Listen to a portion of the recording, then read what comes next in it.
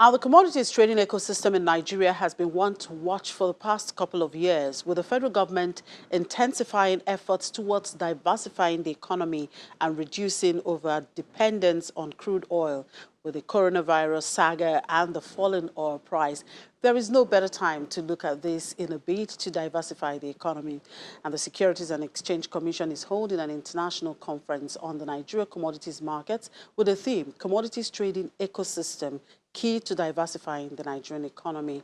And I'm being joined by the head, Registration, Exchanges, Market, Infrastructure and Innovation, Securities and Exchange Commission, Ememotimi Agama. Thank you very much for joining us, Mr. Agama. Thank you for having me. Now, can you begin by painting a picture of what a commodity trading ecosystem is like? Very well. Thank you so much for having me. And you've just given a very important summary about the essence of having a viable commodities market ecosystem. So specifically, a commodities market ecosystem talks about the entire value chain of agriculture, starting from the farmer up to the off-taker. And in all of these, you have very key components that makes it successful. Of course, when we speak about commodity trading, we are talking about having to buy and sell commodities, which could be either hard or soft. By hard or soft, we talk about agriculture. When we talk about soft, when we talk about hard, we talk about gold, we talk about minerals, we talk about all of these things that we have in abundance in this country. But over time, we have somewhat neglected to our own peril. Looking at Nigeria's commodities trading ecosystem, what's the present state of it? Okay, so currently, the major issues regarding commodities trading are, one, standardization of these commodities, two, price transparency and price discovery, three, you're talking about storage and packaging, four, you're talking about traceability, the ability to trace the commodity to the source. All of these are very, very important factors in creating a viable market for commodities in Nigeria and the world over. And presently, one of the greatest challenges you have regarding commodities is about the smallholder farmers. The smallholder farmers are those farmers who grow these commodities wherever they are. Unfortunately, do not get good pricing for the commodities as when due. So it's important that we appreciate the fact that when we talk about commodities trading, we are talking about a situation where we will improve the lot of the smallholder farmer. We will improve the lot of the smallholder farmer and make sure that his commodity counts for the value that it actually has. And also, we are also talking about what kind of quality are we talking about? What is the standard in this commodity? Is it a standard that is tradable everywhere in the world? Is it a standard that is localized? Is it a standard that will give us, the confidence that our commodity can be traded in whichever part of the country or whichever part of the world this commodity is taken to and will not be returned back to us? Then we also talk about storage of that commodity and packaging of that commodity. Does it appear to be something that is properly stored and properly packaged that will attract buyers for that commodity? And you understand that in Nigeria we have a lot of companies that make use of these commodities, but are they patronizing the smallholder farmers? Do they have enough of these commodities even when they want them? Do they have enough supply as at when due? Or are they always having challenges in getting these commodities? Then you also look at how are these commodities priced? Do we have a platform where these commodities will be sold and there will be price discovery where you won't have arbitrage in terms of the sale and purchase of these commodities? So these are very critical factors that will enhance a strong commodities ecosystem. And once these factors are put in place, we'll find out that what we are talking about relying on one particular commodity for our development will be a thing of the past. And like you said earlier, it cannot have come at a better time. We can see what has happened to Nigeria and most other countries of the world regarding, the prices of oil. You can see what has happened to the budget. The national budget is in a very, terrible state because, or a great challenge because of the price of oil. So we must now go back to the trenches. That is going back to agriculture, which is used to be our mainstay. And because you can never get it wrong with agriculture. That is the beautiful thing about it. And I said some time ago in this channel that we are indeed ripe for an agricultural revolution.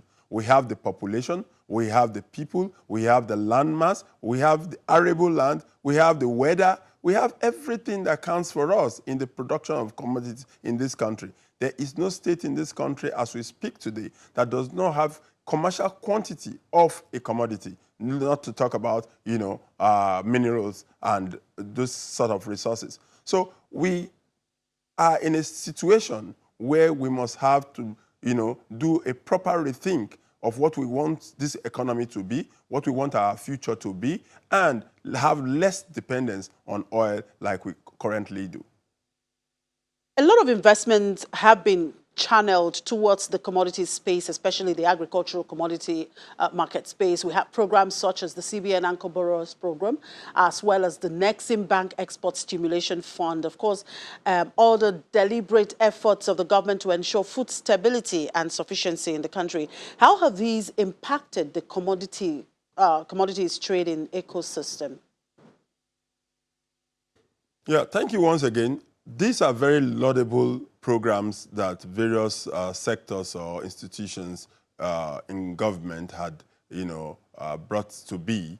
But critically, there needs to be a coordination. There needs to be an understanding around the relationship, because it's an issue of relationship.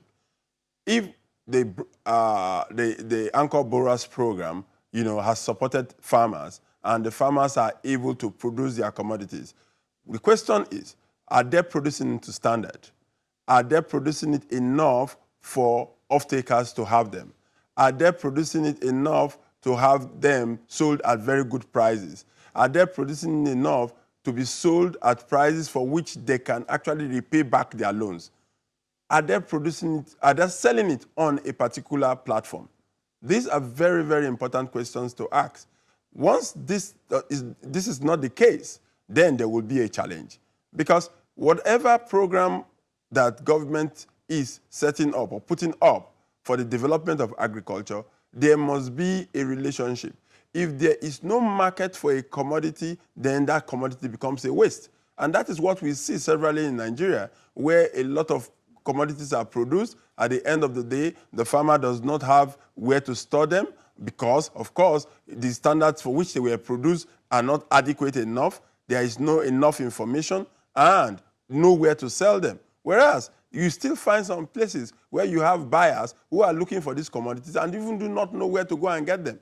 So the commodities ecosystem tends to provide such a platform whereby you bring the buyer and the seller to one spot, to a particular location by means of communication and technology, and commodities are sold in such a way that the price is transparent. The buyer knows the price, the seller knows the price, and they are comfortable. Because the major issue about supply, demand and supply for commodity is about reliability. Can I be assured that when I want this commodity, I will get it? And I will get it at the right price, I will get it at the right quantity, I will get it at the right standards. These are very crucial for speculation, these are crucial for trading, these are crucial for even production. So not until we put all of these things in place properly and there is a coordinated relationship among the various arms of government that tends to support agriculture, we will still not get it right. So it is important that that coordination comes to be. And that is the reason why we are having this international conference where you find that we have brought in all stakeholders that are required to bring about a coordinated system in the agricultural subsector and an improved agricultural value chain for this country. So this conference, what are your expectations from this conference? Our expectations for this conference are that we will have, a handshake among agencies of government and the stakeholders who are involved in this business of agriculture. Of course, agriculture is moving from being an agriculture or is moving into agribusiness. So it's no more the peasant kind of agriculture that we are talking about. If we have to move this nation forward, then we must all put our hands on the deck to make sure that we do the things that are right to move agriculture from peasant nature, from its peasant nature to an agribusiness nature, where we can now associate it with the best practices that whichever any organization will want it to have. And of course, there will be a level of reliability in the production and supply of agricultural commodities or other commodities as the need arises. Now, you talked about a platform to bring buyers and sellers, together. Now, we have a number of commodities exchanges. What has been their performance? Yes, presently we have 3 commodity exchanges registered by the SEC. One of them has some government interest, and from the last information I have, the government is trying to privatize that institution. Besides that, you have another one which has been in existence for the last 5 years and has been doing a lot of groundwork, because if the system is not perfectly drawn, if the architecture or the functionality of the system is not properly known, definitely there is no way that the system will function efficiently. So that institution has been doing a lot of work in the last 5 years, and we believe that with the work it has done, we are going to leap forward in the agricultural ecosystem. Then we have a new one that was just licensed last year, or registered last year, which is located in Lagos, which is also looking at oil and gas and derivatives. Because, take it from me, we have oil in Nigeria, we produce oil in Nigeria, but oil is not traded in Nigeria. So how do we do this? That is the reason why the SEC says, if you meet the requirement for the registration of a commodity exchange, we'll register you, because we have enough ground, we have enough space to accommodate all that want to come and register once you meet the specified requirement as laid down in the Investment and Securities Act 2007. So who are the key holders at this particular conference? You did mention the smallholder farmers, the way to actually help these smallholder farmers. Are they also part of this conference happening today and tomorrow? Yes, they are part of this conference. And if you note, this is one conference that the SEC and its partners did not charge any fee for attendance. The reason why that is the case is that we want everybody to be there. We want everybody to be there to bear their minds. We want everybody to be there to contribute. We want everybody to be there to share their experiences. We want everybody to be there to understand that this is an important area that we need to go into, and we need to work together to get success. So there and there, the Vice President is being represented. The Honorable Minister for Finance is there. The Honorable Minister for Trade and Investment is also there. The Honorable Minister for Agriculture has been invited. The host state, which is the FCT, the Honorable Minister is also there. And you also have institutions like the Central Bank of Nigeria partnering with us, the Standard Organization of Nigeria partnering with us. We also have NISAL partnering with us, FSS 2020 partnering with us, and stakeholders, NSC, FMDQ, AFEX, Nigerian Commodities Exchange, and the Nigerian Import-Exports, NEXIM, Nigerian Import-Export Bank, and a host of others who are keen at developing this space.